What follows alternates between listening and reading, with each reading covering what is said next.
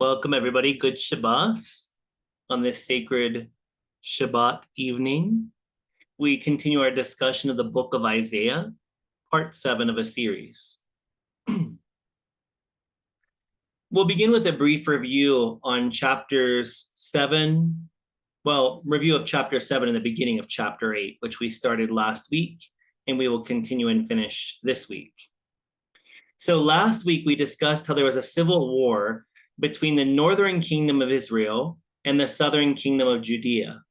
And apparently, as chapter 7 of the book of Isaiah opens, God was on the side of King Ahaz, who was in the lineage of King David, and guaranteed to him as a divine sign that a prophetess would give birth to Isaiah's son, Maher Shalal Hashbaz, for before the child knows how to call my father or my mother, the wealth of Damascus and the spoil of Samaria will be carried away by the king of Assyria.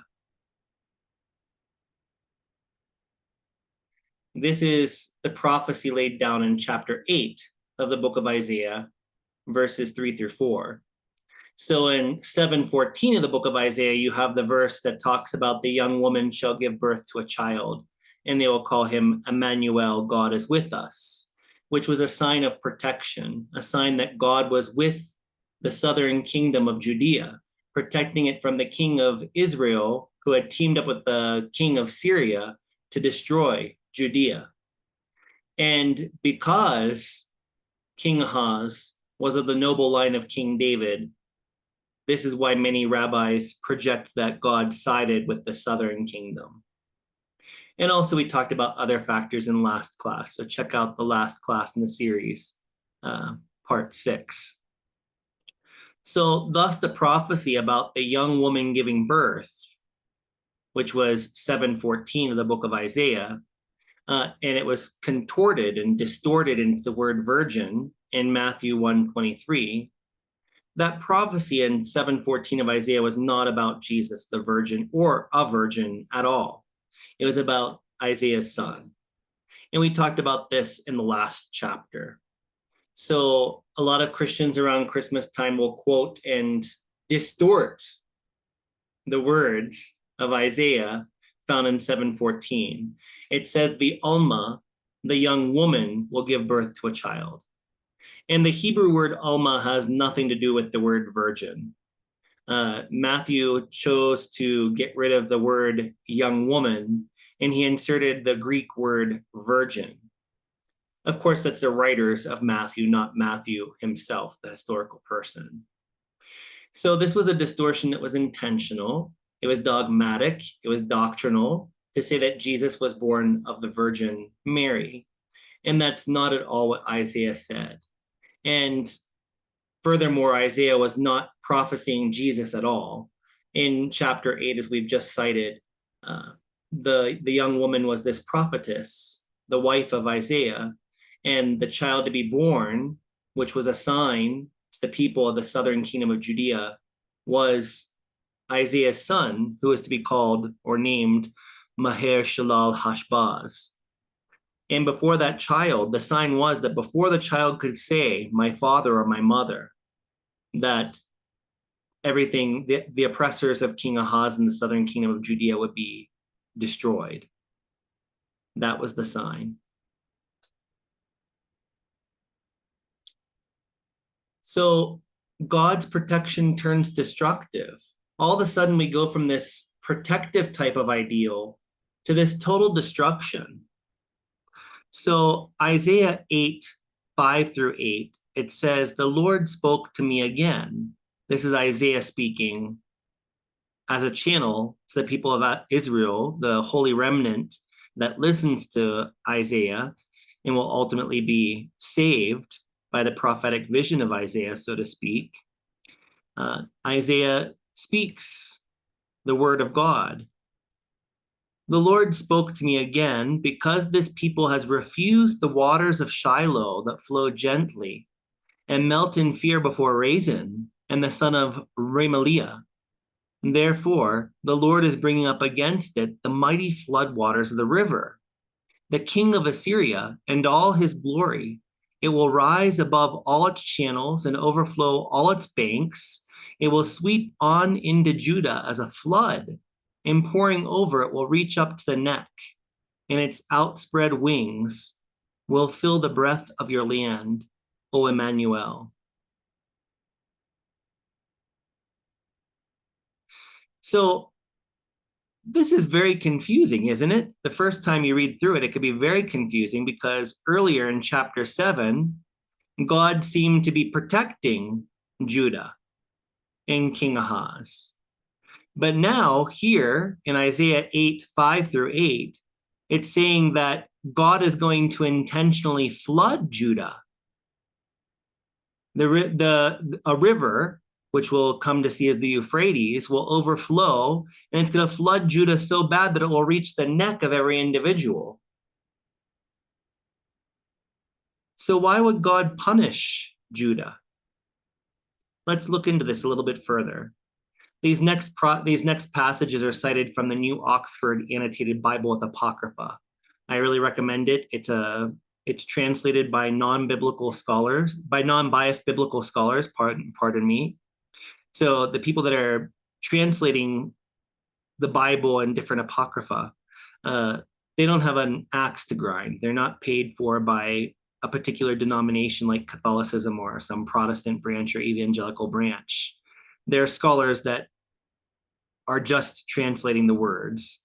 So that's very helpful for somebody that wants to understand the history behind things rather than some particular sect's dogma. So here it says, the prophet makes clear the Lord's dissatisfaction with Ahaz's refusal to accept the divine offer of protection. The waters of Shiloh, the stream fed by the Gihon spring that symbolizes the Lord's sustenance of Jerusalem and the house of David, from Nehemiah 2:14, 3:15, the oracle plays on the imagery of the protective stream that now becomes a threatening force as it overflows its banks to flood the land. Whereas Emmanuel, God is with us, in verse 7:14, it earlier signified God's protection of Judah. Here in Isaiah 8, 5 and 8, it becomes a symbol of the Lord's punishment of the land. So if you remember, Isaiah spoke on behalf of God, Yahweh, to King Ahaz and said, ask of me a sign that you'll be protected. And King Ahaz said, I do not want to test the Lord my God. And apparently God took this the wrong way, because when God extends his hand, apparently he wants you to take that opportunity to ask what he's telling you to ask. We should trust in the way of God, trust in what God tells us to do, so to speak. The other ideas from last week, also the rabbinical sources we cited, said that King Ahaz was not a good king. He was not pure, but God was saving it. Their rabbinical interpretation was that God was saving the southern kingdom of Israel because of its link to the lineage of King David. Ahaz was of the lineage of King David. So that's why God decided to protect it. But it's apparent that when King Ahaz was so uncouth with God and Isaiah, that God decided to let a punishment fall upon Judea also. So because the whole idea is that God protects those that are faithful to him, that trust in him, that fulfill the commandments.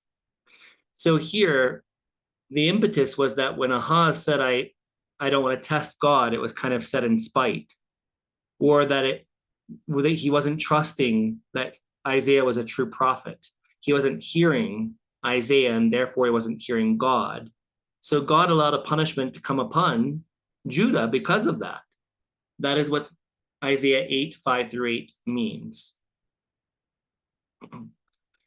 So now we have a big message from Isaiah. Fear God. This little meme that I found online says, fear God. How the fear of the Lord is the good fear you need. If this is historically correct, what is said in Isaiah 8, 13 through 15, then Isaiah would have agreed that you need to fear God. Good fear of God is what you need. in order to purify yourself. And this discussion continues into chapter 9 of the book of Isaiah, which we'll talk about next week. So Isaiah 8:13 through 15 reads, "But the Lord of hosts," that's Adonai Sabaoth, Yahweh, "the Lord of hosts, him you shall regard as holy. Let him be your fear, and let him be your dread. He will become a sanctuary, a stone one strikes against. For both houses of Israel, he will become a rock one stumbles over, a trap and a snare for the inhabitants of Jerusalem. And many among them shall stumble. They shall fall and be broken. They shall be snared and taken." So here, in addition to having faith with God and to commit oneself to the way of God by fulfilling the commandments of Torah, Isaiah is saying that in order to do these things, people get lazy in general. So it's good to fear God's retribution, because all throughout all these classes in the book of Isaiah, the main thing was that those who do not follow the way of God, do not have faith and trust in God, do not have fidelity with the Torah and the commandments, those people will die in wars that are happening at this time in history around Isaiah. So if you find yourself feeling lazy or mistrustful of God, you should stir up that fear of God within yourself so you're motivated to fulfill the commandments. You're motivated to have faith in God so that negative effects up to and including death don't happen, that your nation won't be destroyed, that you won't be exiled or enslaved. Because the whole idea was, if Yahweh is the powerful God of Israel, if Yahweh is all powerful, how could Israel fall to various foes in surrounding countries and kingdoms and empires? How could they be exiled? And the idea that was developed in earlier chapters of Isaiah, if this is your first time coming, is that the reason why Israel was allowed to fall was because people within Israel, or the majority of Israel, was unfaithful to God and didn't fulfill the commandments. So fear the prophecy that I'm giving you. Fear this teaching I'm giving you. Fear God who can destroy you. And out of fear, you should be highly motivated to fulfill the commandments. That's what Isaiah is teaching here. And for those that are faithful, those that are the holy remnant, the few that are faithful to God, that do the way of God, called the holy remnant, God will become a sanctuary, a stone one strikes against it. For both houses of Israel, he will become a rock one stumbles over, and a trap and a snare for the inhabitants of Jerusalem. Many among them shall stumble. Many people in these houses of Israel will stumble. The inhabitants of Jerusalem will stumble. They shall fall and be broken, and they shall be snared and taken. So again, it's highlighted that those that go against God and do not feel the way of God will be destroyed. And those few that are faithful and do the Torah, they will be protected, and God will become a sanctuary to those people. I've already talked and preached about fear of God. Many religions teach fear of God, and for some people it's needed. Some traditions around the world will teach that the path of fearing God and punishment is for younger souls, less evolved souls, and that the path of love is for more evolved souls. Who am I to contradict saints of many world traditions that teach this same theme or something similar to it? However, if I fear something, I don't want to go near it. I'm horribly afraid of snakes. I don't like snakes. That even thinking about how they move makes me cringe. Why would I want to come close to and become intimate with something I fear? To me, it just doesn't make sense. If I'm fearing that God is going to hurt me or punish me, why would I want to come close to that God? To me, in all situations, we should approach God with love and trust. And this is more of what Jesus taught. And it's definitely what the probable historical teachings of Jesus taught. There's the Jesus of the Christian Testament, which is not always historical. And there are the probable historical teachings ingrained within the Christian Testament and other sources. All the historical teachings teach us to love God, not to fear God. If anything, Jesus tells us to fear our own bad behaviors and the resultant debt that is accrued when we have negative thoughts, words, and deeds. But Jesus definitely does not teach us to fear God. He teaches us to love God. And that makes sense to me, because when you love somebody, you want to be with them all the time. You want to think about them. You want to serve them. You want to nurture that relationship. Love is so much more magnetic than fear. Fear, in fact, is like just, two positive ends of magnets push each other away. So fear causes division. Why would I want to fear God? So, and I get it. He's saying fear what God does or allows to happen to those that are not faithful to him, that do not trust in him, that do not do and fulfill what he tells us to do in the commandments.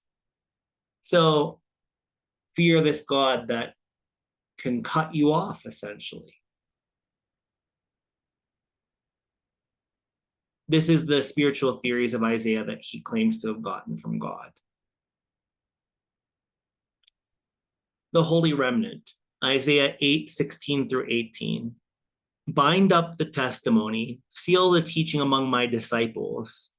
I will wait for the Lord, who is hiding his face from the house of Jacob, and I will hope in him. See, I and the children whom the Lord has given me are signs and portents in Israel from the Lord of hosts, who dwells on Mount Zion.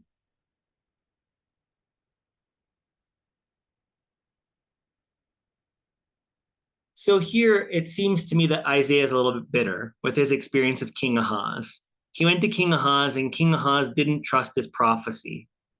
He said, I'm not going to tempt the Lord my God, which meant I'm not going to ask a sign of you. It may have meant that he believed that Isaiah was a prophet, but that he didn't want a sign from God. He was not a pure being according to rabbinical tradition. So basically, he's fed up. God ended up punishing Judah too with a flood. So not just punishing and making the northern kingdom in Syria lose the battle, lose the war, but he also flooded all of Judah. So Isaiah is kind of tired of talking to people that aren't willing to hear him. So he said, bind up the testimony, seal the teaching among my disciples. He's deciding that I'm not going to waste my breath on people that don't want to listen to me. So I'm going to limit my teaching, my testimony, my prophecies, and my teachings to just my disciples. I will wait for the Lord, who is hiding his face from the house of Jacob, from Israel, and I will hope in him. See, I and the children whom the Lord has given me, that would be the holy remnant, those that want to do the will of God, have faith in God, trust in God, do the commandments, etc. I and the children whom the Lord has given me are signs and portents in Israel from the Lord of hosts, who dwells on Mount Zion. So Mount Zion is like the throne of God on earth. And Isaiah and his children, the holy remnant, those that do the will of God, are signs and role models for all of Israel that has fallen away from God.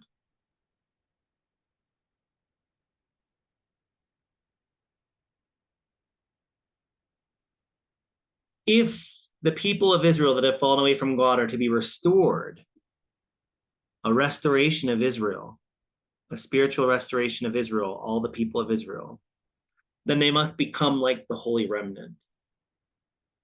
They must make a return back to the way of God.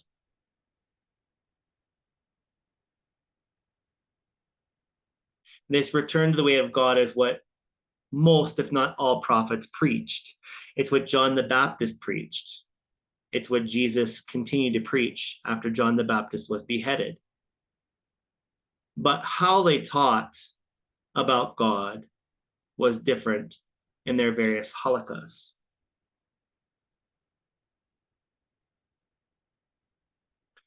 The punishment for not following the way of God or for following the instructions of God is darkness. Isaiah 8:19 through 22. Now, if people say to you, consult the ghosts and the familiar spirits that chirp and mutter, should not a people consult their gods, the dead on behalf of the living, for teaching and for instruction? Surely those who speak like this will have no dawn. They will pass through the land, greatly distressed and hungry. When they are hungry, they will be enraged and will curse their king and their gods. They will turn their faces upward, or they will look to the earth, but will see only distress and darkness, the gloom of anguish, and they will be thrust into thick darkness.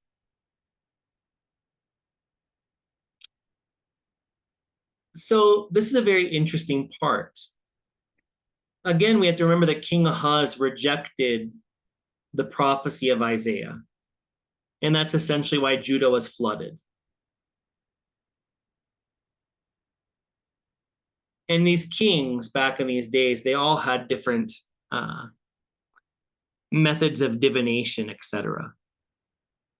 If you go back to part 1 of this series or part 2, I can't remember which one it was, we talked about the difference between various forms of divination like astrology, necromancy, talking to the dead, etc., like they're describing here, mediumship, psychicship. This is the basis of why modern Christianity says those things are evil. So in part 1 of this series, the idea was that a prophet is given by God to the people. So if God gives you a prophet, why would you go to ghosts or familiar spirits, to mediums, to try and channel various gods or the dead in order to receive teachings or spiritual instructions? God has given you this prophet as a channel of what he wants people on earth to know. That's the idea of a prophet. So, and a prophet is also somebody that doesn't desire to be a prophet. They are kind of forced on them by God. And a diviner often wants to be a diviner because they're going to charge some sort of money or get something out of their readings, etc. But anyhow, here Isaiah is kind of protesting King Ahaz still, in my opinion, and also just various people that don't trust his prophecies, because every great prophet had people that listened, usually a smaller circle of people, and there were many people that rejected the message that they proclaimed. So here, I believe that Isaiah is kind of complaining or a little bit bitter because King Ahaz and certain people didn't hear his prophecies, didn't trust his prophecies, but yet they would consult all these lesser forms of divination. And those that go to those people will have no dawn. They will have no hope. They will not have any real divine connection. And they'll be cursed because it's a lower way, it's a lower path, according to this tradition. Those who go for these lesser forms of divination, will pass through the land greatly distressed and hungry. That will be their punishment. When they are hungry, they will be enraged and will curse their king and their gods. They'll turn their faces upward, or they will look to the earth, but will see only distress and darkness, the gloom of anguish, and they will be thrust into thick darkness. Many people feel that the thick darkness being described is the shadowy underworld of Sheol described in ancient Judaism. And Sheol was a place where all people went when they died. It's kind of like a shadow realm. And it doesn't sound very pleasant. But then later on, Ezekiel describes different layers of Sheol where different people go according to how good or bad they were accordingly. But here it's saying that those that resort to such forms of divination and reject prophets, etc., they'll be thrust into Sheol as a punishment. And Sheol was characterized by the idea of a separation from God, because God was beyond creation. Everything was surrounded by cosmic waters in ancient Judaic thought.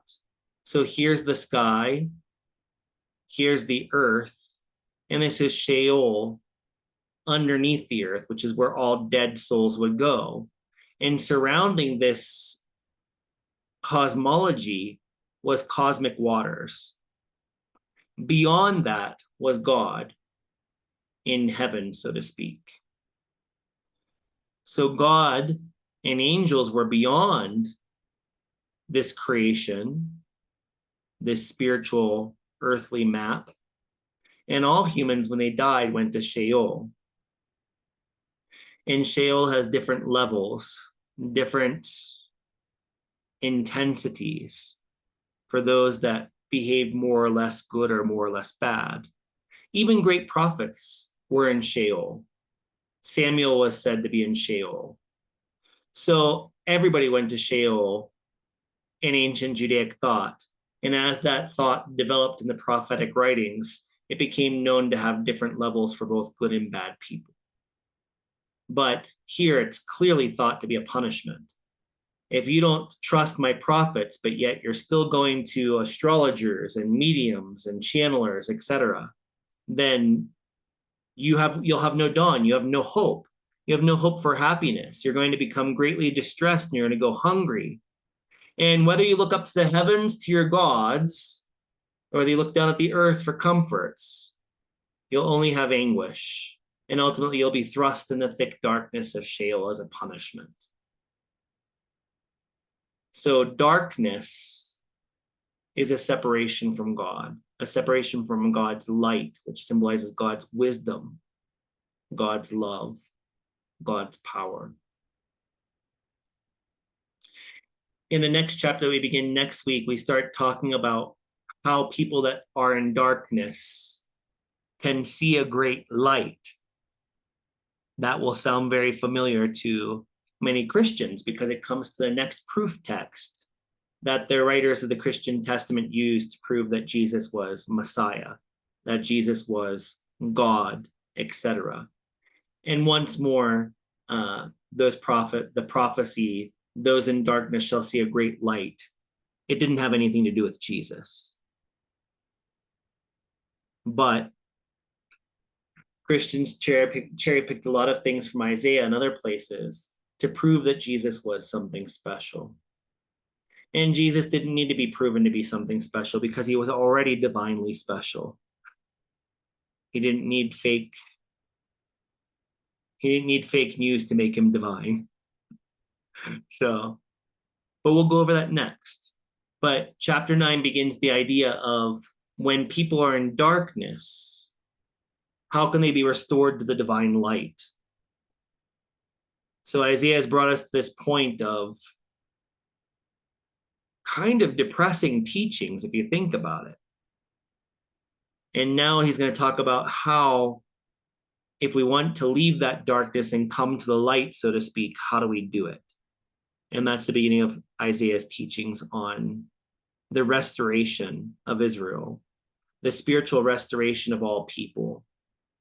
So it becomes a little bit more interesting and a little bit more practical in some ways. And we'll continue with that next Friday. Let's conclude with our second cup of blessing.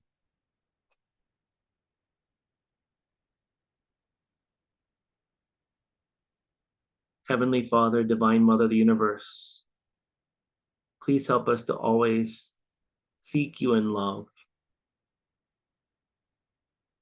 If we follow the way that you have given us with attention and care, then all good things will come. May we be conscious, faithful, and trusting of you. May we become one with you in every way. Amen. Amen. Amen.